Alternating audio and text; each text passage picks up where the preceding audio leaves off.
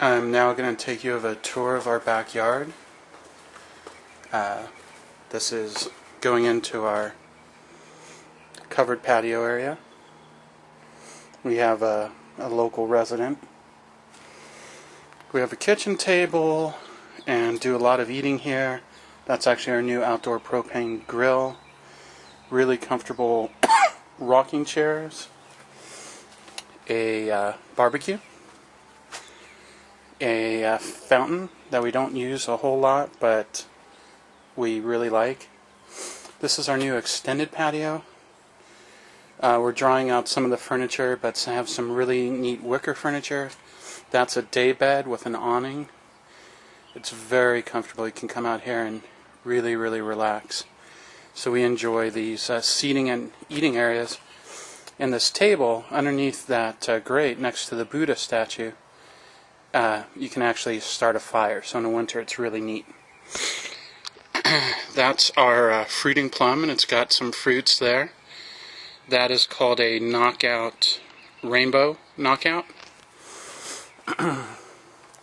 That is a Shantung maple. It's from China, but it got the Texas Superstar Award for one of the only 2 or 3 trees that have gotten that for well adapted for Texas.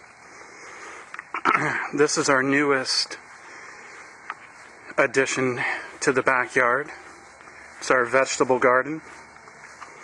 And that humongous plant you see is a zucchini plant. It's pretty much taken over everything. We do have an eggplant. That's a tomato plant still going.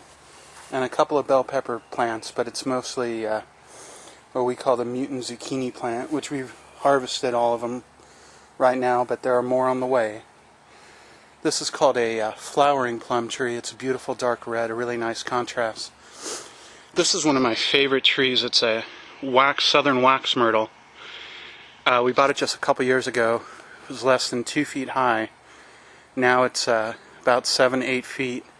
It's going to provide excellent screening. This we bought last fall. This is its first growing season. Doesn't look like much now. It's called a Mexican plum. It's going to do really well. This is a crepe myrtle known as burgundy cotton. Burgundy because the leaves are beautiful red the first couple months that they leaf out, and then the flowers are white. So burgundy and cotton. That's called a dynamite crepe myrtle. And you can see our arbor that we just put in this spring. Really neat. This guy is our Texas ash. We bought it our first Thanksgiving here a couple months after we moved in. Brought it back in the back of our car. It had absolutely no leaves. About 4 feet tall. Skinny as a pencil stem, and now it's really done well. Here's another resident checking it out. That's a whiskey barrel that's got Bermuda grass in. I have to deal with that. Behind it, it's called a Mexican buckeye. Very interesting tree. Not what I was expecting. And this was our big purchase, plant-wise. We'll see how the sun goes. And it's a Monterey oak. Very well adapted for here. Very fast-growing yet long-lived. Drought-resistant. Just a beautiful tree. This we also put in the spring. Oh, this is Texas mountain laurel. We've had it, one of our oldest trees. It's evergreen. It doesn't really grow, it just kind of sits there. This is our new flower garden / vegetable garden, and this is called a phlox.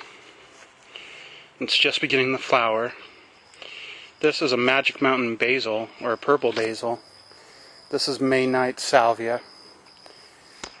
This is a cherry tomato plant. See if I can, you guys can see some of the cherries. This is a knockout rose. Unlike our front yard, it's a double knockout, so the flowers are a little nicer and it doesn't get quite as big. This is a gorgeous plant. It's called a Belinda's Dream, and it has the nicest roses that you'll see, and they're very fragrant, very beautiful. This is called a tropical milkweed. Monarch butterflies use it, and we are in the monarch butterfly flyway. And it's a butterfly bush right behind it. I have a purple one out front, that's a white one. This is our mutant squash plant. You can see the yellow flowers in there. Those become squash. It's unbelievably big. We also have a mutant cucumber plant there. And this is our arbor with some beautiful vines on it. So that's a tour of the backyard. Hope you enjoyed it.